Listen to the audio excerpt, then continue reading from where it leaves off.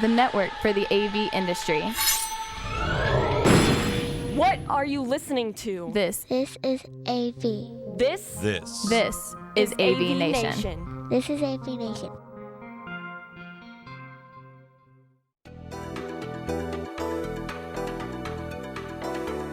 Greetings and welcome everybody to this episode of AVNation TV's Connected. I'm your host David Danto. We are here at InfoComm 2022 and I'm here with my guest Marla Suttenberg. Marla and I have been in the industry for, we both took a deep breath, 4 decades each, let's just put it that way. And we enjoy what we do. So Marla, thank you very much for joining us. My pleasure. Thank you for having me. Marla, tell everybody who you are and what you do.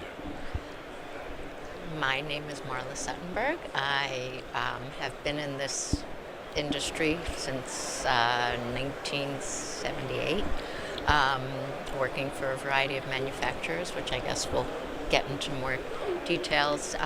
Currently, I've joined forces with another rep company by the name of Audio Associates, based in the Maryland, Mid-Atlantic area, and representing his products and some of my old Sapphire brands in just Metro New York. So I'm local. I'm not traveling to Buffalo and Bangor and Bensalem. And so I'm happy. Bensalem's pretty. It's got Right. the casino and everything. Move the microphone a little closer to you. Just bend it over just a little bit so it's closer to your mouth. There you go. That's perfect. All right. So you said, it's interesting, you said 1978. Yes. I tracked my career as starting in 1978 as well. That's when I was doing my first internship at AT&T Corporate Television. So I track myself, my career. That's why I know I'm 4 decades. So if you're 4 decades, that's 80 years between the two of us. So that's a little interesting. How'd you get started in AV? Well, tell us the story about why this would be something that somebody, as pretty and smart as you would get yourselves involved with. It was quite a circuitous happening. So I went to Clark University in Worcester, Massachusetts, which is where Sigmund Freud had presented his papers on psychoanalysis in 1905. And I figured I would take the summer off and then decide to go to graduate school. One of my close friends' father was the general manager of a car dealership in Bayside, New York, Queens. And his boss owned an audiovisual dealership in the city. And he was exhibiting at a show, and he asked if his employee's daughter and friend would like to work in his booth at the show. And that was the first and last time I was a booth babe, because he literally gave us little sashes that said Miss Reliance, which was the name of the dealership. Is there a picture of that exists anywhere? There is, but I don't know. I feel like I've seen it at some point. There was definitely no iPhones at the time. All right, I'll have to share that if you ever get a copy of it. Yes. So when I was there, one of the manufacturers he represented was a film strip projector manufacturer out of Oconomowoc, Wisconsin. And he said, we really need to open up a New York sales office. Would you be interested? I'm like, sure, because it was kind of cool making money. Still is. And so I started in 78 selling film strip projectors. Let's see, after that Wait, pause time for a second. No, we're brethren, we 1978, and before that, a film strip projector, that was the thing that you would be listening to music or narration or something, and then it would go beep, and then you would have to know to change to the next slide. And then Kodak came out with one called the Caramate that did it all automatically inside in the box. I don't know if any of the viewers are old enough to have had a film strip projector in school. I am, but... they had cartridges that were synchronized that was automatic, so you didn't even have to do that. Wow. No, my second job is the one that involved the slide projectors. Okay. A company by the name of Audiovisual Laboratories. And again, this is way before large format video was invented, and so the company Audiovisual Laboratories made these dissolve control units that would synchronize multiple slide projectors to put on a big event. And actually that's where I met my husband, Randy Klein. And I then after I worked there. Actually, he thought I would be a good salesperson because I was doing marketing, and he gave me the territory of Eastern Canada and the Northeast. So I figured maybe he didn't like me then. While I was working for AVL, the rep company, Milanese Associates, based in Philly, actually, his children, Anne-Marie and Mary Ellen Milanese, currently own Video Visions, which is an integration company in Philadelphia, which they do very well. So shameless plug. It's just I owe everything to their dad. This is the show for that. There you go. Milanese Associates also represented AMX. And so I was representing AMX for, I don't even remember how long, until one NAVA, National Audiovisual Association, for those of you who have no idea what that acronym is.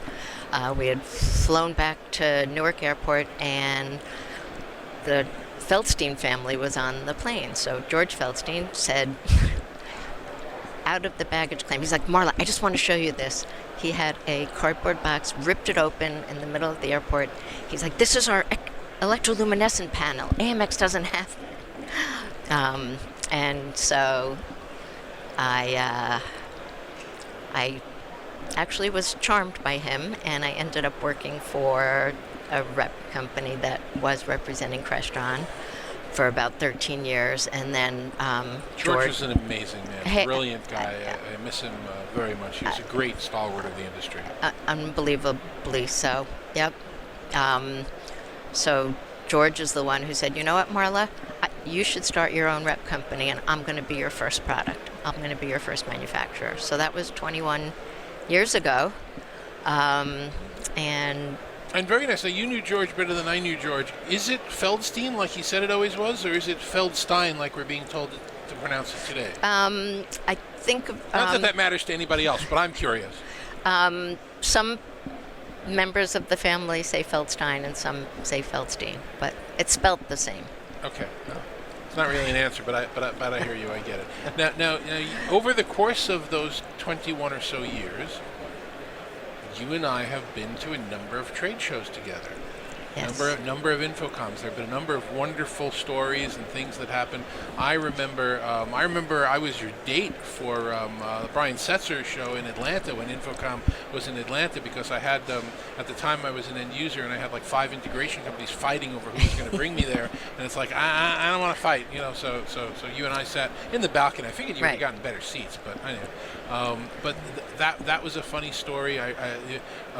George and your husband Randy had dummies made, right? By was it Jay Johnston? The ventriloquist. The ventriloquist, and those dummies sat in George's office, I was told. Yep. For a long time, and you got Brian Setzer's guitar, and there have got to be a lot of other funny stories that you've come up with at some of the various shows you've been at. Anything come to top of mind? Actually, many, many years ago, when even before those times, I think InfoComm was in Dallas, and we had a tented, I guess, was it called hospitality? I really don't remember, but the sprinklers went off in the tent, and of course we were suspicious that our local Dallas-based competitor had made that happen, but I don't know if that's actually true. There was also a time when George was on a panel with other leading manufacturer I remember that. owners, and evidently there was a fly flying around, and he was like, swatting it away, and he's like, somebody's bugging me. So that was an example of George's great sense of humor and self-deprecating. That was actually a funny story. Those took place at InfoComms of the past. It was a session called Manufacturers Forum. Right. And it happened about a month or two after it was revealed, without getting into too many of the dirty details, that there was one of Crestron's competitors listening in on emails and calls, and he was aware of that, and that came to light.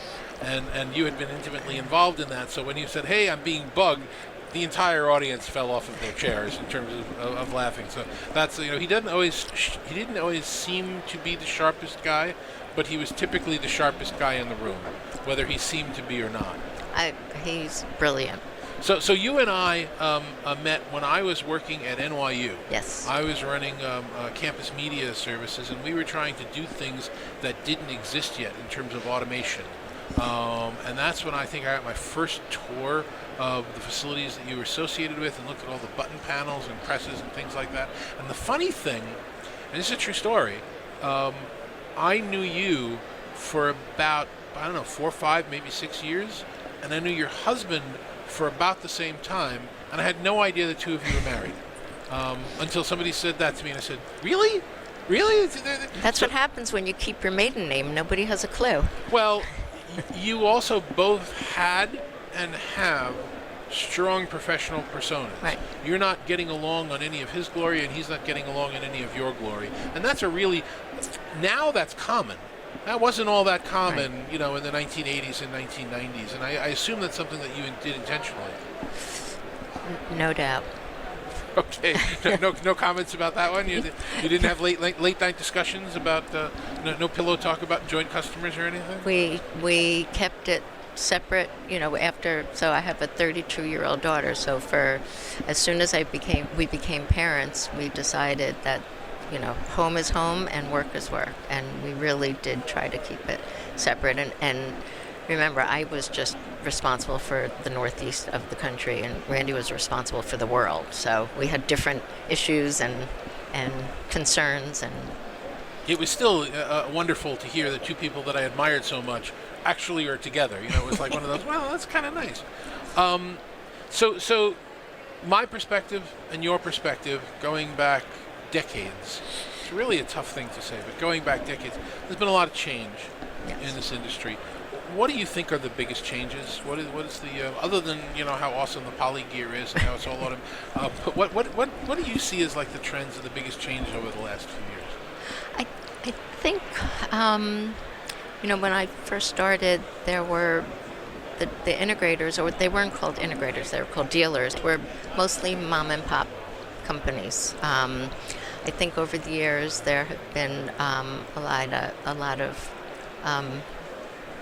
mergers, conglomerations, outside money coming into some of those places. I'm trying to be judicious in how I present this, but we're walking over hot coals and eggshells through this entire piece, so don't worry about it. It's just let whatever you want out. But what stays the same is the relationships at those dealerships, for example, or the consultants. Sure. Because that hasn't changed no matter who the ownership is or who the management is. Yeah, and it's interesting. This is probably my 4th trade show this year since the pandemic hopefully has waned and maybe disappeared.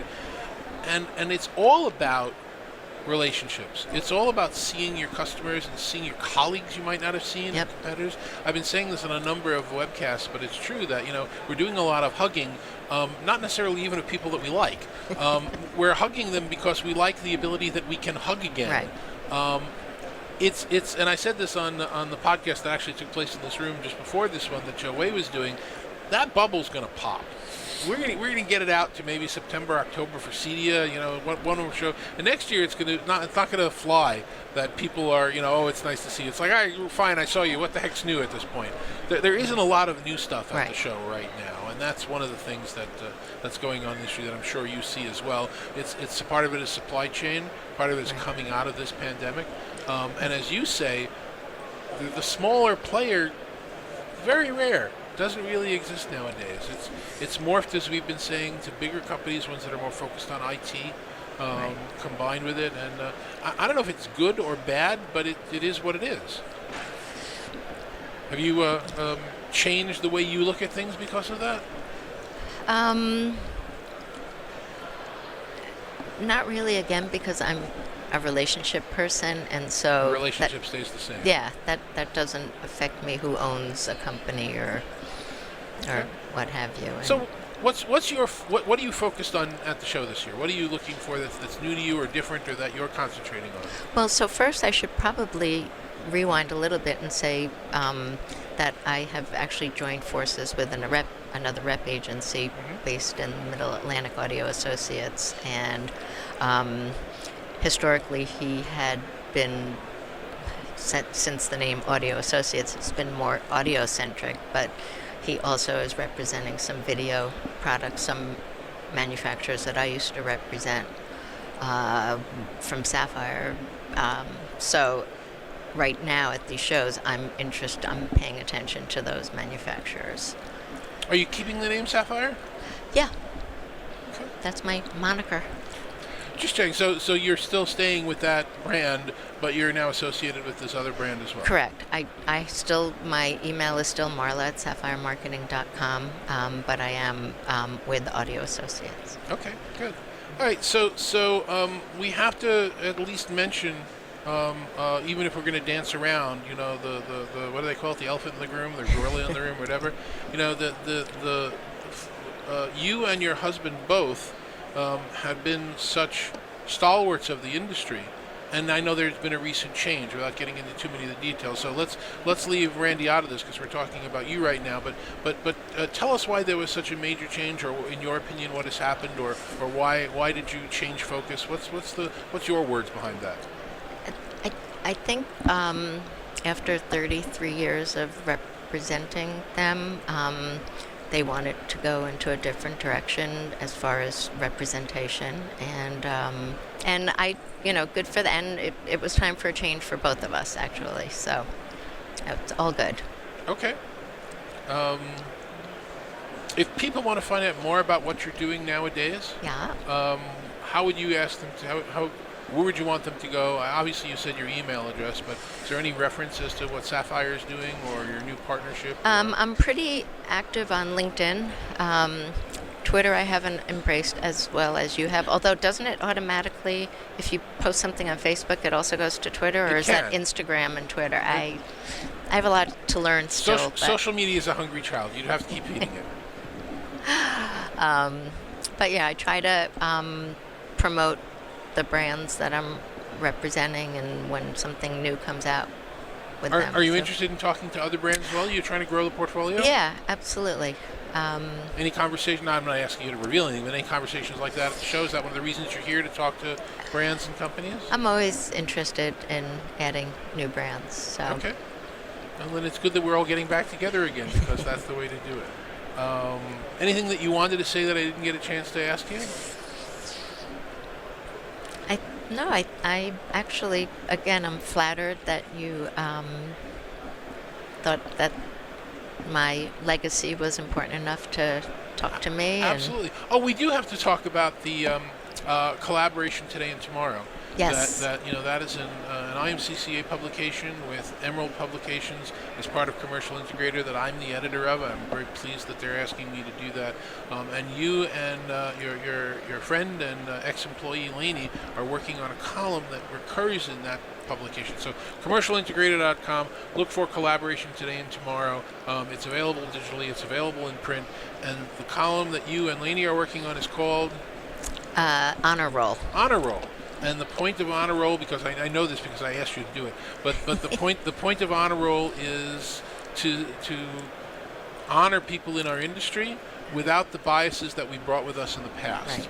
So it's no longer under 30 or over 40 or old white men or anything like that. We've now got a category for. Do you remember the categories off the top of your head? New to AV, under 30, which was a real challenge because, for example, Noah Kaplan from Leon, I thought he was under 30. He's like, Marla. Between 30 and 50, 50 and over, legacy, and diversity. Did I get all of those categories? Yeah, I think that was right. And in every issue, you're going to highlight another person in each category. Correct. So we're no longer being ageist in any way. We're no longer being sexist. We're no longer ignoring diversity and inclusion. We're going to have that. And you've got some great people in that issue right now. Yeah. Take a look. It's the June issue of Commercial Integrator. So I did want to mention that. Yeah, thank you. That was fun. Great. Well, as we record this, it is Thursday, and we're in Las Vegas. I got to remember this because it's kind of sometimes you forget with these trade shows. We got one more day of InfoComm, and then we're all heading home. You're back in the Northeast in the New York area. That's where people are going to be able to reach out to you. Yep, absolutely. Give everybody your email one more time. Marla@sapphiremarketing.com. Sapphire is also my birthstone because I'm born in September, and that was not a real original name when George said start your own company, but it resonates. So it's such a pleasure to have you with me. Thank It's you, such a pleasure David. to call you an industry friend, and I really appreciate you being here. Vice versa. So that's it for this episode of AVNation TV's Connected. I'm your host, David Danto. I will see you on the next show.